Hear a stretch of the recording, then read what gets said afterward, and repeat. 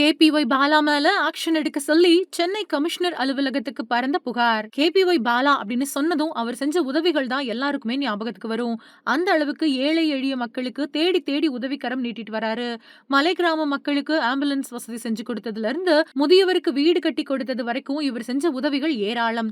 திரையுலகத்திலயும் யாராவது கஷ்டப்படுறாங்க அப்படின்னு கேள்விப்பட்டா முதல் ஆளா போய் உதவிடுவாரு பாலா. அந்த அளவுக்கு தங்கமான மனிதனா இருக்கிறாரு. இதனால இவருக்கு பாராட்டுகளும் குவிஞ்ச வண்ணம் இருக்குது.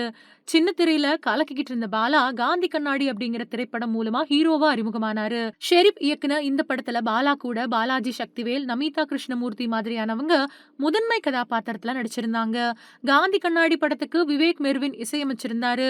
இந்த படம் போன செப்டம்பர் 5ஆம் தேதி திரைக்கு வந்துச்சு. ரசிகர்கள் மத்தியில நல்ல வரவேற்பு பெற்ற இந்த படம் பாக்ஸ் ஆபீஸ்ல 3 கோடிக்கு மேல வசூல் பண்ணியிருந்தது. காந்தி கண்ணாடி படம் ரிலீஸ் ஆகி 2 வாரங்கள் ஆக இருக்கக்கூடிய நிலையில இப்போ அந்த படத்தின் மேல சென்னை கமிஷனர் அலுவலகத்துல புகார் கொடுக்கப்பட்டிருக்கு. அதுபடி காந்தி கண்ணாடி திரைப்படத்துல பிரதமர் மோடியை இழிவுபடுத்தக்கூடிய வகையில காட்சிகள் இடம்பெற்றிருக்கிறதா சொல்லி சிவசேனா கட்சியினர் புகார் கொடுத்திருக்காங்க. இந்த காட்சிகளை நீக்கணும் அப்படின்னும் இந்த படத்துல இயக்குனர் ஷெரீப், நடிகர் கேபிஒய் பாலா, நடிகர் பாலாஜி சக்திவேல் இவங்க மேல நடவடிக்கை எடுக்கணும் அப்படின்னு அந்த புகார்ல குறிப்பிடப்பட்டிருக்கு. பண மதிப்பிழப்பப்போ நடந்த சம்பவத்தை மையமா வச்சுதான் காந்தி கண்ணாடி படம் எடுக்கப்பட்டிருந்தது. பாலா ஹீரோவா நடிச்ச முதல் படம் இது அப்படிங்கறதால இதுக்கு நல்ல வரவேற்பும் கிடைச்சது.